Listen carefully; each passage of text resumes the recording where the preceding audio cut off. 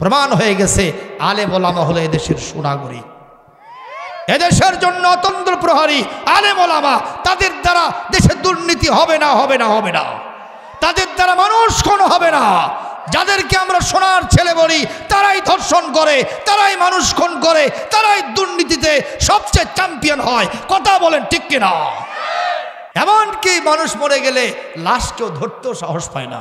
এই যে করোনা চলে গেল, ইমামরাই ঝুঁকি নিয়া, জীবনের ঝুঁকি নিয়া ইমামরা লাশ দাফন করেছে, ধৌত করেছে, কিন্তু পিছু পা হয় নাই। সুতরাং আলেমদের দিকে কেউ চোখ রাঙায় কথা বলবেন না। আলেমরা যা বলে আল্লাহর কথা আর রসুলের কথা, জোরে বলুন ঠিক না বেঠিক? মন খারাপ করলেন শোনা? বাস্তব কথা। বিশ্ববিদ্যালয়গুলি আজকে ধর্ষণের সেঞ্চুরিতে পরিণত হয়ে গেছে। আশ্চর্য কথা। প্রিয় ভাইয়েরা আমার,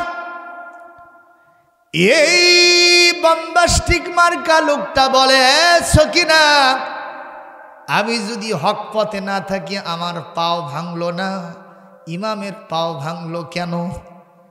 বউ জিজ্ঞেস করছে। বউ এখন জবাব দিতে পারেনি। আমাদের কাছে জবাব আছে না নাই? এ কথা কন না কেন? আল্লাহর ইরশাদ হলো, ওয়ালানবলুওয়ান্নাকুম হাত্তা না'লামাল মুজাহিদিনা মিনকুম ওয়াস-সাবিরিন। আমি ততক্ষণ পর্যন্ত তোমাদেরকে অবশ্যই পরীক্ষা করতে থাকব, যতক্ষণ পর্যন্ত বিপদ মুসিবত দিয়া তুমি আষ্টে পৃষ্ঠে জড়িয়ে যাবা। তুমি আমার মুজাহিদের দায়িত্ব পালন যদি করতে পারো আর যদি ধৈর্য ধরতে পারো, আমি তোমার জন্যেই আমার জান্নাতটা দরজা খুলে দিয়েছি। আল্লাহ পাক সূরা আনকাবুতের শুরুতের ভিতরে শুরুই বলেন, এট ফার্স্টে বলছেন, আহাসিবান নাসু আইয়ুতরাকু আইয়াকুলু আমান্না ওয়া হুম লা ইফতানুন। এই পৃথিবীর মানুষ কি মনে করেছে আমি ঈমান এনেছি এই কথা বললেই তাকে আস্তে করে জান্নাতে ঢুকায় দেওয়া হবে? কখনো নয়। আমি কঠিন পরীক্ষার মাধ্যমে যাচাই বাছাই করব কে খাঁটি ইমানদার আর কে মেকি ইমানদার, কে মুনাফিক। এটা যাচাই না করে কখনো জান্নাত দেওয়া হবে না। সুতরাং ইমাম সাহেবের পা ভাঙবে, ইমাম সাহেবের হাত ভাঙবে, ইমাম সাহেবের পুরোটা বডি ডিসকানেক্ট হয়ে যাবে। এমনকি ইমানের রাস্তায় চলতে গেলে ইমাম সাহেবের কাল্লাটাও ফাঁসির দড়িতে ঝুলতে পারে। তারপরেও বলবো ইমাম সাহেব হক পথে আর তুই বাতিলের বাচ্চা বাতিল। আল্লাহু আকবার। ইসলামের শত্রুরা হুঁশিয়ার, হুঁশিয়ার, হুঁশিয়ার, সাবধান। ইসলামের শত্রুরা লিল্লাহি তাকবীর। আল্লাহু আকবার। কথা কি সঠিক? দুই একজন আলেম ওলামা যদি বিপদে থাকে, অন্যরা কয় কেরে ওর দোষ না থাকলে ওই পচে গে উঠি রে। কথা কয় না, কথা কয় না। আর আমি হুজুরে গিরিও করি না, আমি নামাজও পড়ি না, রোজাও করি না, আমার পাও শক্ত হয়, আমার বডি খালি এরকম খালি নাদুস নুদুস হয়, আমার গলায় সোনার চেন পড়ি, আমার সব জায়গায় শুধু জয় জয় কর অবস্থা। আর হুজুররা ওখানে কষ্ট করে কে? তুমি তো বোঝো না জান্নাতের রাস্তা আল্লাহ কাঁটা দিয়ে বিছিয়ে থোছে। এটা বুখারীর হাদিস, হুফাতিল জান্নাতু বিল মাকারিহ। জান্নাতের রাস্তা কাঁটা দিয়ে বিছানো আছে। তো আপনি জান্নাতের রাস্তায় যাবেন, কাঁটা ফুটবে না? কথা না বললে কিন্তু উল্টো দিকে হবে। জোরে কোন, জান্নাতের রাস্তায় চলবেন, কাঁটা ফুটবে না?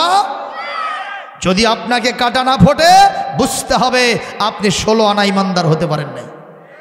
আমার রসুলের চাইতে আপনি বড় হুজুর হয়েছেন নাকি?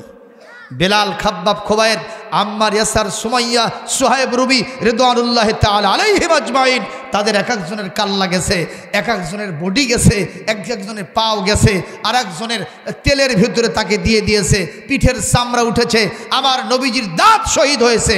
তাহলে তুমি মুসলমান কেমনে বলো পরীক্ষা ছাড়া এমনি জান্নাতে যাব? নিঃসন্দেহে আলেম রায় হক পথে আছে, কোনো সন্দেহ নাই নাই নাই।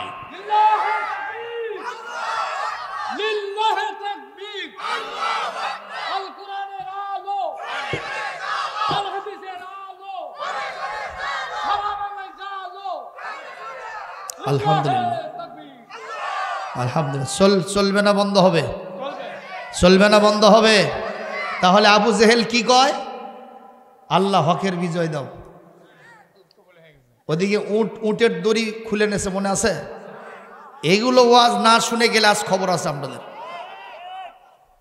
শেষ পর্যন্ত ওয়াজ শুনতে রাজি আছেন সবাই? দেখি কারা কারা রাজি নাই।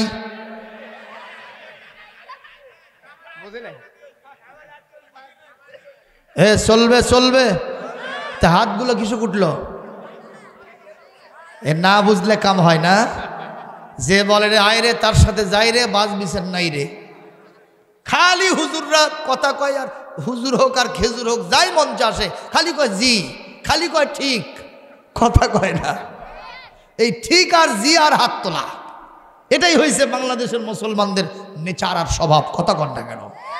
প্রিয় উপস্থিতি, প্রিয় জাতির আমার সম্মানিত আজকের মাহফিলের শ্রোতা মণ্ডলী, আমি কোরআনে কারীম থেকে একটু রিলে করে কিছু কথা আপনাদের সামনে রাখতেছি। তাতে কি আপনাদের কোনো অবজেকশন হয়? হয়? আবু জেহেল কি বলল? আল্লাহ তুমি হকের বিজয় দাও। আল্লাহ বললেন কবুল কবুল কবুল, সুবহানাল্লাহ। এখন সুরাকা বিন মালিকের শুরুতে শয়তানও গেছে, আর কাফেররা অস্ত্র শস্ত্রে সজ্জিত হয়ে 1000 গেছে। আল্লাহ পাক কোরআনে কারীমে সূরা আলে ইমরান, সূরা আনফাল এবং সূরা আত-তাওবায় ওয়াজ করেছেন 1 নয় 2 নয় বিখামসাতি আলাফিম মিনাল মালাইকাতি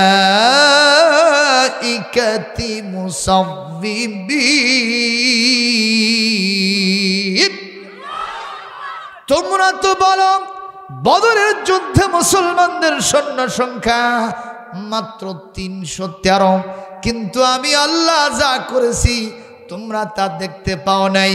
1 নয় 2 নয় 5000 সেনাবাহিনী সুসজ্জিত ফেরেশতাদেরকে আমি বদরে পাঠাইছি। এই জন্যে সুরাকা বিন মালিক শয়তান সুরত ধরছে সুরাকা বিন মালিকের। হারেস ইবনে হিশাম চিন্তা করলো, যেরকম কুসু কাটা যুদ্ধ চলতেছে 313, আর এতগুলো বাহিনী আসলো কোথা থেকে? সবুজ পাখড়ি পড়া, মারহাবা, খালি এইরকম সাটাইতেছে। এক সাহাবী এসে বলে, হুজুর আহা আতিনি সালাহান ওয়া রিমাহা, আপনি আমাকে একটা অস্ত্র দেন, একটা তরবারি দেন, আমি তরবারি নিয়ে যুদ্ধ করতে যাব। আপনি বলেছেন জিহাদ করতে পারলে আর যদি শহীদ হয়ে যেতে পারো, এপারে দুনিয়া ওপারে আল্লাহর জান্নাতের সাথে দেখা, মহান আল্লাহর সাথে দিদার হয়ে যাবে। ইয়া রাসূলুল্লাহ, ইয়া হাবিবাল্লাহ, আমি আর খেজুর খাওয়ার সময় নেব না। আতিনি সালাহাম ওয়া রিমাহাম, আপনি আমাকে একটা তরবারি একটা তীর দিয়ে দেন। আল্লাহর নবী বললেন, যা ছিল সব দিয়ে দিয়েছি। লা আজিদু ইনদি রিমাহাম ওয়া সালাহা, আমার কাছে কোনো তীর ধনুক কোনো তরবারি নাই। সাহাবী কেঁদে উঠেছেন, ইয়া রাসূলুল্লাহ, ইয়া হাবিবাল্লাহ, আপনার হাত হলো বরকতের হাত, জাগতিক লোহা দ্বারা তৈরি রিফাইন করা তরবারি যদি নাও থাকে, একটা ডালও যদি আপনি আমাকে দেন আর যদি সেখানে বিসমিল্লাহ পড়ে দেন, আমার মনে হয় সেটাও একটা ধারালো তরবারি হয়ে যাবে। একটু জোরে কোন মারহাবা, আরো জোরে কোন আল্লাহু আকবার। ও মুসলমান, আল্লাহর নবী সাল্লাল্লাহু আলাইহি ওয়াসাল্লামের কথা, আরে একজন সাহাবীকে বললেন, যেহেতু আর এত জজবা, পাশের গাছ থেকে একটা ডাল ভেঙে নিয়ে আসো। একটা ডাল ভেঙে নিয়ে এসে হুজুরের হাতে দেওয়া হলো। আল্লাহর নবী কি যেন পড়ে ওই আগ্রহী সাহাবীর হাতে দিয়ে দিলেন। সাহাবী নিজে রিপোর্ট করেছেন, আমি যখন ওটা নিয়ে বদরের যুদ্ধে গেছি, কাফেরকে যখন আঘাত করেছি, ধারালো চিকচিক করা তরবারি দিয়ে আঘাত করলে যেমন কাফের দ্বিখণ্ডিত হয়ে পড়ে যায়, আমার ডালের আঘাতে কাফের দ্বিখণ্ডিত হয়ে পড়ে গেছে। একটু জোরে আল্লাহু আকবার মারতে হবে, আরো জোরে আল্লাহু আকবার। মুসলমান, সুরাকা বিন মালিকের শুরুর ধরে যে শয়তান গেল, হারিস বিন হিশাম বলতেছে, যে কেমন যুদ্ধ হয়েছে, একা একা থাকবো না, এই বড় নেতার হাতটাই আমি ধরে থাকবো। কোন নেতা? কে সে? মনে নাই, কি নাম? শয়তান। কিন্তু মানুষের সুরুত ধরে আসছে, কথা কর না কেন? এইভাবে হাত ধরছে। এখন শয়তানের একটা বৈশিষ্ট্য হলো, যখন চূড়ান্ত লড়াই হয় উনি তখন ব্যাক গিয়ার মারে। কি বিয়ার? কি গিয়ার মারে? Back gear. সুরাকা বিন মালিকের এইভাবে হাত ধরছে। আসলে তো সুরাকা বিন মালিক নয়, ও হলো মিস্টার ইবলিস, শয়তান। এই মুহূর্তে যখন দেখতেছে 5,000 হাজার হাজার সুসজ্জিত সেনাবাহিনী, এই টানা দেখে আস্তে আস্তে করে হাত খোলার চেষ্টা করে। তখন এটি বলতেছে, এই তুমি কেন হাত এইরকম করে খুলতেছ? তুমি তো আমাদের বড় লিডার, আমাদেরকে সাহায্য করবে বলে আমাদের সাথে আসছো, কেন তুমি হাত এরকম ঝ্যাংটা মারতেছ?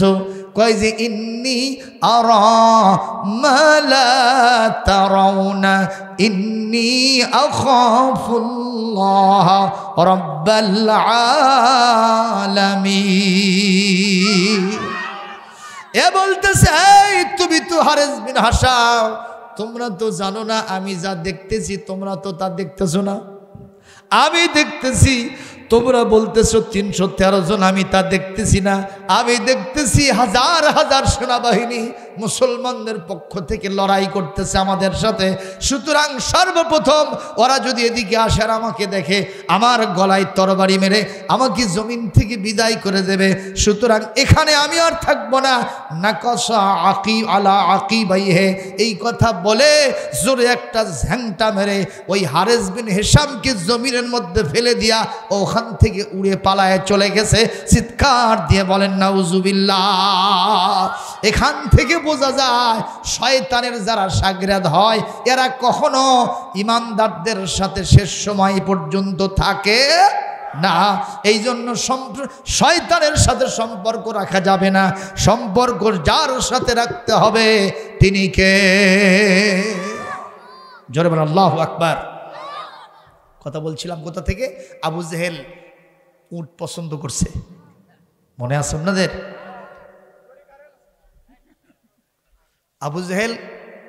আবু জেহেলের চেলা চামুন্ডা কি কেড়ে নিছে? উটের দড়ি কেড়ে নিছে। নিয়ে এখন বলতেছে, স্যার ইতিমধ্যেই আপনি কি করবেন?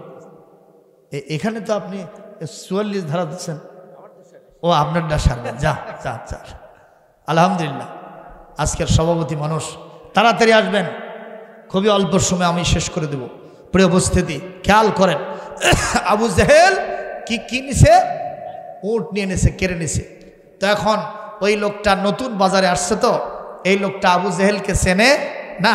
আবু জেহেলের সেলাসামুন্ডা যারা তাদের কেউ খুব একটা চেনে না। এই অবস্থায় এই লোকটা এখন কান্নাকাটি করতেছে যে আপনারা আমার উট ছিনাই নিলেন, দড়ি নিয়ে নিলেন, আপনারা টাকা দেন আমাকে। বলে আমাদের নেতার এইটা পছন্দ। তখন বলতেছে যে আমার যে উটটা পছন্দ হয়, যে জিনিসটা পছন্দ হয়, আমি এটা কিনে নেই, কিন্তু নগদ কিনতে আমি শরম লাগে। নগদ কিনতে কি লাগে? তার মানে ওই বাকি খায়, কথা কয় না। আর বাকি কাম ফাঁকি। জোরে বলুন ঠিক কিনা? এর সমাজে এরকম সোনার ছেলেরা আছে না নাই?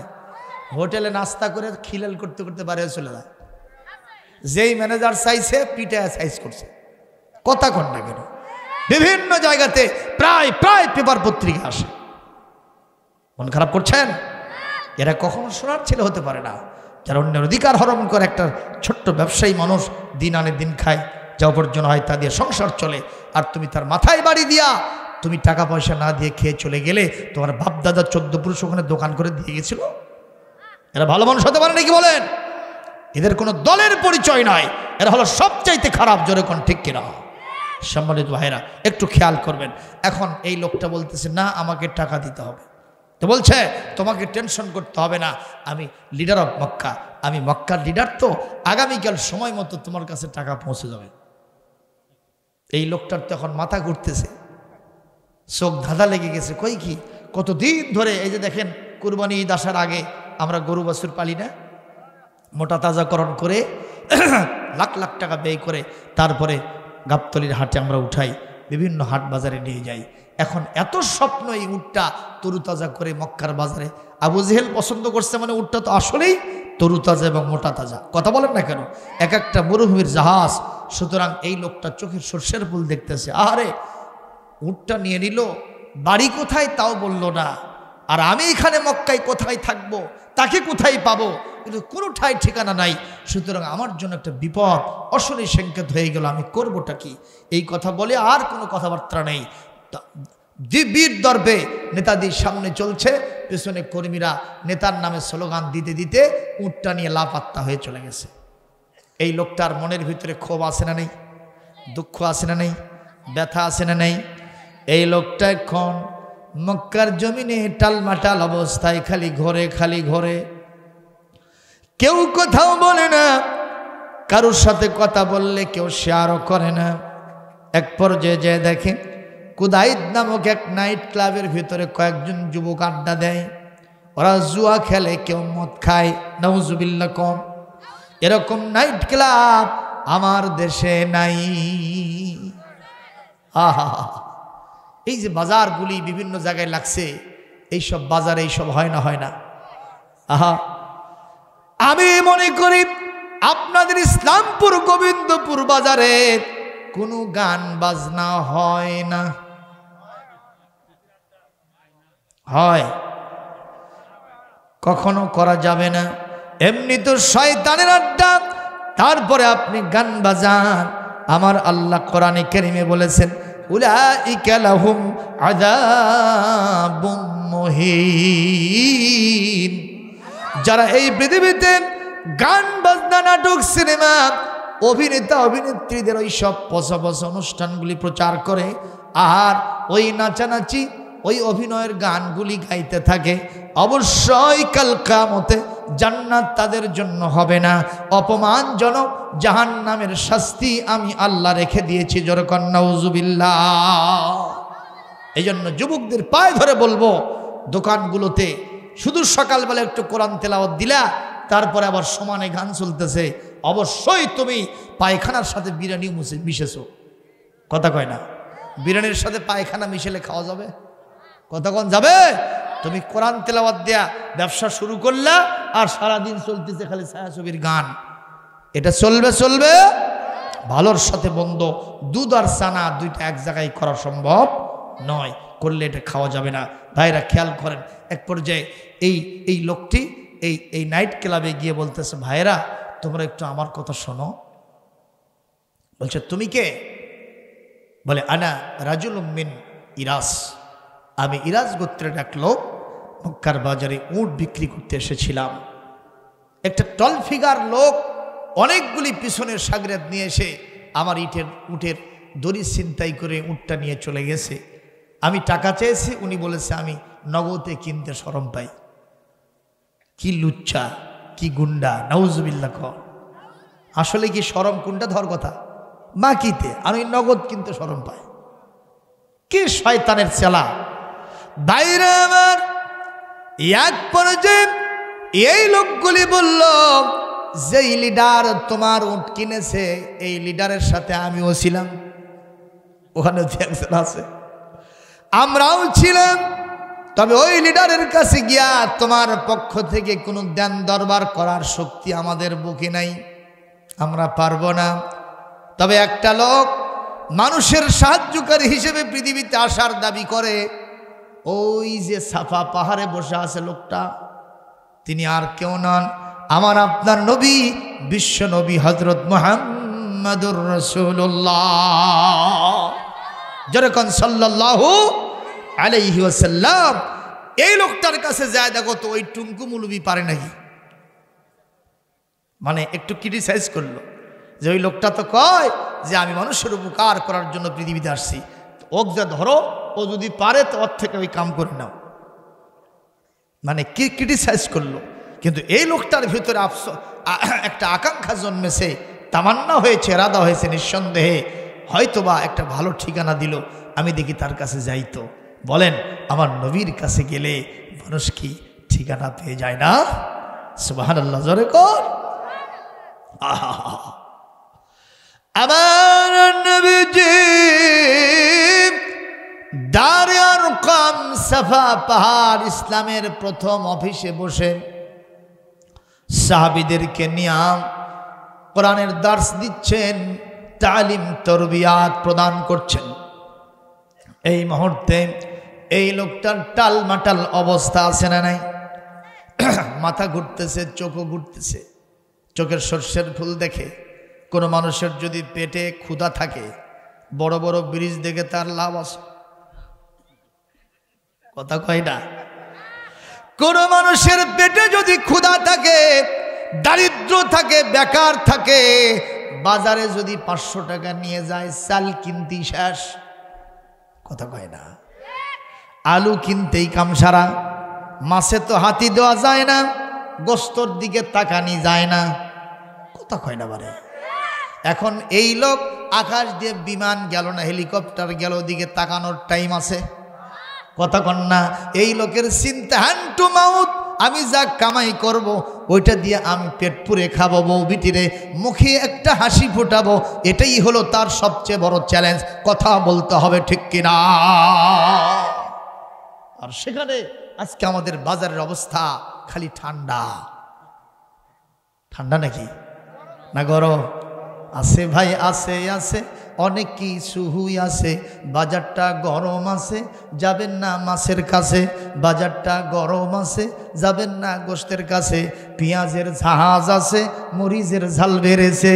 বাজারের আগুনেতে পুড়ে হবি সাই রে, ও দেশের ভাই রে বল না কোথায় যাই রে, একটু শান্তি বলো কোথায় গিয়ে পাই রে, ও দেশের ভাই রে বল না কোথায় যাই রে, একটু শান্তি বলো কোথায় গিয়ে পাই রে। তাই বলে কি শান্তি নাই? কোন জায়গায় কোন জায়গায়? আল্লাহ পাক বলেন, ফামান তাবিআ হুদায়া ফালা খাউফুন আলাইহিম ওয়ালা হুম ইয়াহজানুন।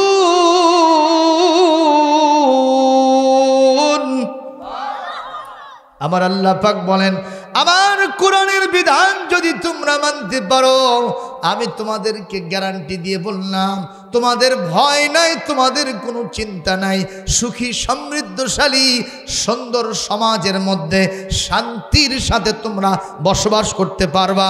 যেরকম সুবহানাল্লাহ। এই ঘোষণা যদি আমি আব্দুল সালাম দিলাম নি, তাহলে আপনাদের আপত্তি থাকতো। এই ঘোষণা যিনি দিয়েছেন তিনি কে? সূরা বাকারার 38 নম্বর আয়াত। একটু জোরে বলেন না মারহাবা। সুতরাং কোরআনের রাস্তায় আসতে রাজি আছেন আপনারা? কোরআনের সংবিধান মানলে শান্তি আসে না নাই? আজকে আর সে কথা বলবো না, একটু আওয়াজ দিয়ে। আপনারা কি আমার নবীর কাছে লোকটা যাচ্ছে, শেষ ঘটনা শুনবেন? কষ্ট হচ্ছে না তো? ইতিমধ্যেই কিন্তু 12টা পার হয়ে গেছে ভাইজান। আর একটু চালাবো, আর একটু চালাবো, আর 10 মিনিট বলবো ইনশাল্লাহ। একটু খেয়াল করেন চাচা, আজান কি যে কন বাজান, একটু খেয়াল করেন, একটু খেয়াল করেন চাচা। আরে দাঁড়ান না, আগে কিছু হোক। কি বলেন? আপনাদের কষ্ট হচ্ছে নাকি? চলবে চলবে ইনশাআল্লাহ বলেন। আমি দূরে থেকে আসি নাই, এই বগুড়ারি শোল পুটি মার্চ মারবে যায়, মারিয়ানি বোল আর শোল। বগুড়া হামার লাড়ি পোতা, বগুড়া হামার ঘর, বগুড়া হামার লাড়ি পোতা, বগুড়া হামার ঘর। মিলা মিশা থাকি সগলি, কেউ কারো লই পর, বগুড়া হামার লাড়ি পোতা, বগুড়া হামার ঘর। এই বগুড়ার ধার দে গেছে করতোয়া লদি। এই লদি না নদী রে? আমরা কি কই? এই বগুড়ার ধার দে গেছে করতোয়া লদি। দেশের সেরা দই খাওয়ামো, বগুড়ায় আসো যদি, তোমরা বগুড়ায় আসো যদি। বগুড়ায় আসলে দেখবার বাবা মহাস্থানের ঘর, বগুড়া হামার লাড়ি পোতা, বগুড়া হামার ঘর। কোন? বগুড়া হামার লাড়ি পোতা, বগুড়া হামার ঘর। মিলামিশা থাকি সগলি, কেউ কারো লই পর, বগুড়া হামার লাড়ি পোতা, বগুড়া হামার ঘর। হাই রে বারে, আপনার একটা মারহাবা দেন না রে। এরা এত কৃপণ। মমতাজ ম্যাডাম একটা গানের সুর মারলে, বাবা মাওলানা মসজিদ ঘরে আল্লাহ থাকে না, হ্যাঁ হ্যাঁ, ওর দৃষ্টিতে আল্লাহ মন্দিরে থাকে না, এই জন্য আল্লাহ সাইজ করছে এবার।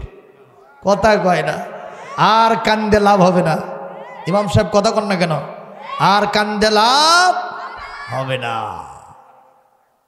মন খারাপ করতেছেন?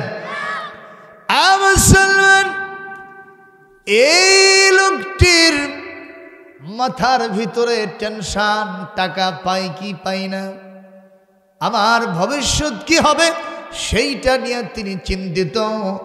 দারে আর কামের গেটে যেই না গিয়েছেন, আবার নবীর চেহারা আনোয়ার দেখার সাথে সাথে ওনার চোখের ভিতরে যেন একটা নূর প্রবেশ করেছে। এত সুন্দর চেহারা জীবনে কোনোদিন আমি দেখি নাই। ঠিক না বেঠিক? চাঁদের মতো সুন্দর তুমি নবী আমার সাল্লাল্লাহু আলাইহি, চাঁদের চেয়ে সুন্দর তুমি নবী আমার সাল্লাল্লাহু আলাইহি। তোমার নূরের রৌশনীতে ধূসর ধারা উঠল মেতে থেকে থেকে সাগর নদী উর্মি মালা। চাঁদের চেয়ে সুন্দর তুমি নবী আমার সাল্লাল্লাহু আলাইহি। এত সুন্দর আমার নবী, চেহারাটা দেখাও সারা, ভেতরটা পরিষ্কার হওয়া সারা। এত সুন্দর মানুষ, আমি খাই না খাই দেখেই শান্তি। সুবহানাল্লাহ। যে চেহারা, আমি আমার উট টাকা পাই না উট না পাই, বা খাওয়া দাওয়া হোক না হোক, এত সুন্দর মানুষের পরশ থেকে আমি এখান থেকে বিদায়ী হব না, আমি এখানে বসে থাকবো। সুবহানাল্লাহ। আস্তে করে পিছনে যে বসে পড়ছেন। আল্লাহর নবী যখনই তাকাইছেন, উনি তখন বলছেন, ও ইয়া আইয়ুহার রাজুল ইন্নী উরিদু আন উকাল্লিমাকা শাইয়া। হে ব্যক্তিটি, আমি তো আপনাকে চিনি না, আনতা, আপনি কে? আমি আপনার সাথে একটু কথা বলতে চাই। বলছে তাকাল্লাম মাই, বলুন, আমি তোমাকে অনুমতি দিলাম, তুমি আমার সামনে কথা বলো। লোকটা বলছে, দেখুন আমার বাড়ি মক্কার পাশে রাজগোত্রে, চেনেন? বলে হ্যাঁ চিনি তো। বলে ওই গোত্র থেকে আমি উট নিয়ে এসেছিলাম মক্কার বাজারে অনেক আশা নিয়ে, বেশি দাম পাওয়ার জন্য। আমার স্বপ্ন ছিল ওই উটটাকে বিক্রি করে আমি সংসারে অনেক বড় বড় কাজ করব। অনেক দিন ধরে পেলে পুষে বড় করেছি, এই জন্য মৌসুমে এসেছি উটটা বিক্রি করার জন্য। একটা টলফিগার লোক, লোকেরা বলল তার নাম আবুল হাকাম। আসলে কে? ওরফে আবু জেহেল, ওরফে আবু জেহেল। তার সাথে পিছনে অনেকগুলো লোক ছিল। আমার সামনে এসে দাঁড়িয়ে বললো, উটটা আমার পছন্দ হয়েছে। তার সেলা চামুন্ডারা আমার থেকে উটের দড়িটা খুলে নিয়ে আমার থেকে জোর করে নিয়ে চলে গেছে। আমি আজ 2 দিন ধরে ঘুরতেছি, লোকটার সন্ধানও পাচ্ছি না, আমি টাকাটাও এখন উদ্ধার করতে পারিনি। আপনি কি পারবেন? হুজুর বললেন, দুনিয়া তো আমি এই জন্যই এসেছি। আমি হলাম মাজলুমের পক্ষে, আমি হলাম জালেমের বিপক্ষে।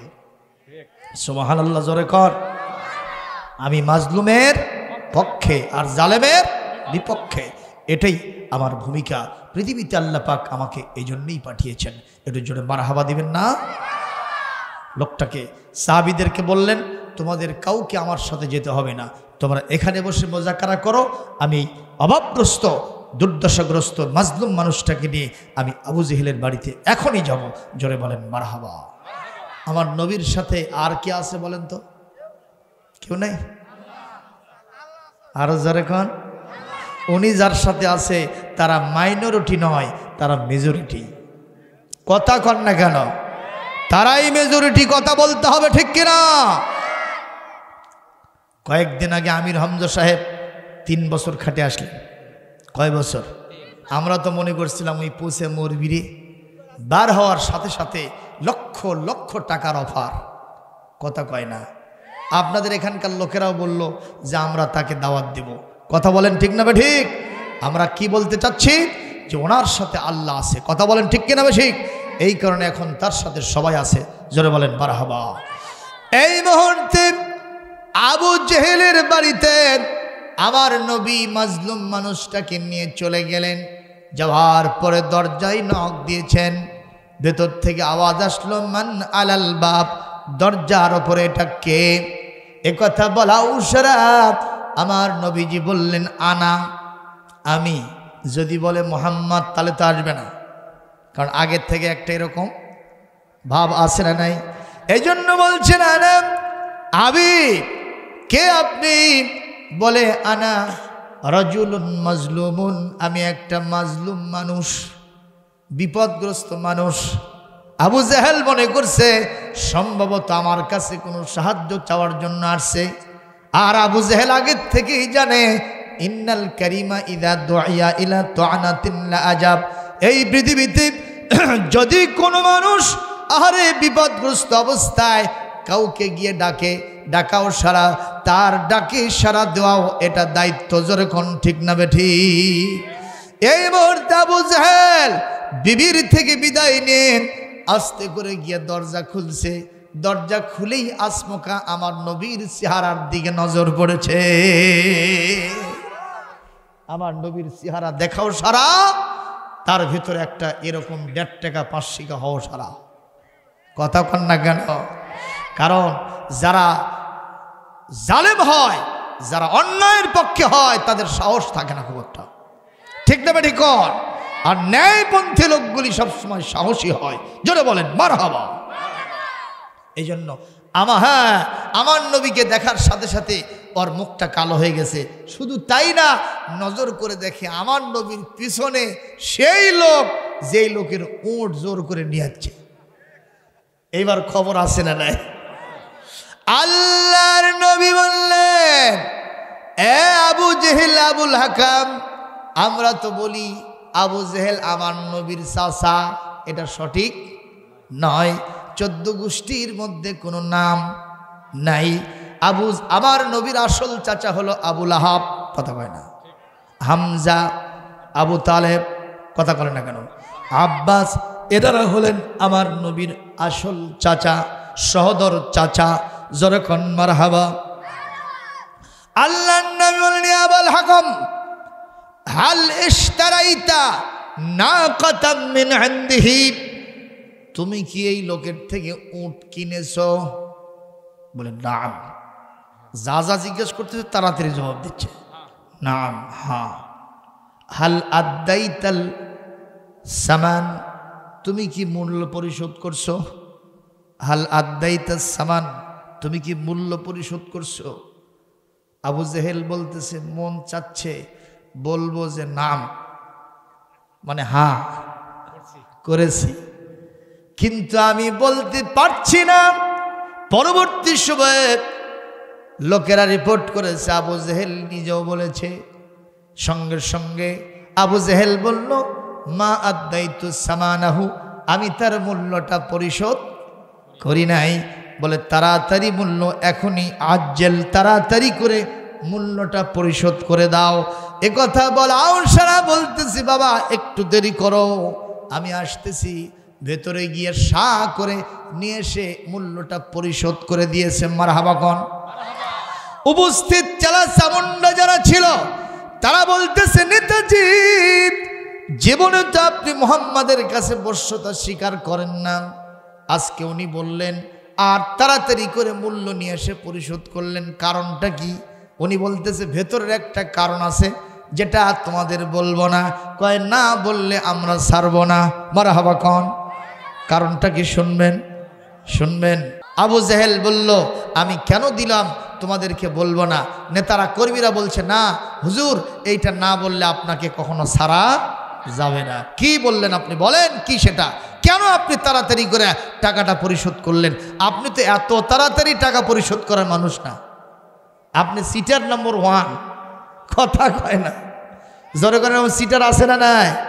আমার নেতার চরিত্র ফুলের মতো পবিত্র, নামাজ নাই 1 ওয়াক্ত, গমসুরিতে পাকাপোক্ত, গাজা ছাড়ে না 5 ওয়াক্ত, নাস্তিকদের খুবই ভক্ত, আলেম ওলামার উপরে খুবই শক্ত।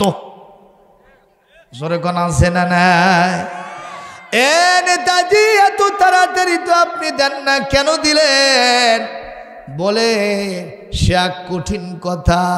মুহাম্মদ যখন আমাকে বলল টাকা আপনি দিয়েছেন কিনা? আমার মন চাচ্ছিল আমি বলবো যে হাত দিয়েছি, কিন্তু বলতে পারলাম না, ফাঁকি দিতে পারলাম না একটাই কারণে, আমি দেখলাম মুহাম্মাদের পিছনে ইয়া বড় একটা হিংস্র প্রাণী দাঁড়ায় আছে, এই রকম খালি হা করে আছে।